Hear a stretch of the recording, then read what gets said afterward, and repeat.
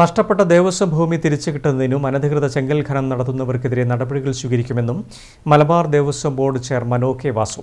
ടിടിക്ക് ദേവസ്വത്തിന്റെയും പടപ്പേങ്ങാട് ദേവസ്വത്തിന്റെയും കൈവശത്തിൽപ്പെട്ട 1300ഓളം ഏക്കർ ഭൂമി അന്യാധീനപ്പെടുകയും കയ്യേറ്റത്തിന് വിധേയമാവുകയും അനധികൃത ചെങ്കൽ ഖനനം തടയണമെന്നും ആവശ്യപ്പെട്ട് തളിപ്പറമ്പ് തഹസിൽദാറുമായി കൂടിക്കാഴ്ച നടത്തിയ ശേഷം മാധ്യമപ്രവർത്തകരോട് സംസാരിക്കുകയായിരുന്നു അദ്ദേഹം.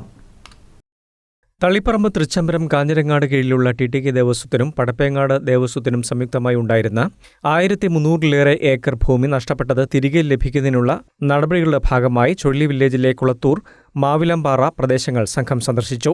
മാവിലമ്പാറ പ്രദേശത്തെ അനധികൃത ചെങ്കൽ ഖനനം നിമിത്തം പടപ്പേങ്ങാട് ബാലയേശുഗിരി പ്രദേശത്തെ ജനങ്ങളുടെ കുടിവെള്ളം മലിനപ്പെടുകയും ഗുരുതരമായ ആരോഗ്യ പ്രശ്നങ്ങൾക്ക് കാരണമാവുകയും ചെയ്യുന്നുണ്ട്.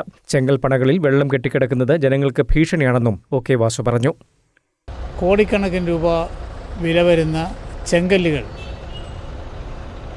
കൃത്രിമ രേഖയുണ്ടാക്കിക്കൊണ്ട് ആളുകൾ മുറിച്ച് കടത്തിക്കൊണ്ടിരിക്കുന്ന ഒരു സമയത്താണ് ഞങ്ങൾ അവിടെ എത്തുന്നത്.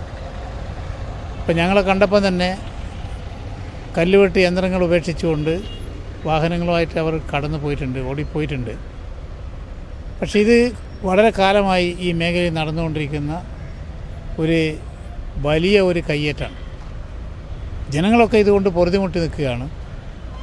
ഈ പറഞ്ഞ ചെങ്കൽ പണകളിൽ മഴക്കാലത്ത് കെട്ടിക്കിടക്കുകയാണ് കോടിക്കണക്കിന് ലിറ്റർ വെള്ളം ഓരോ പണയിലും.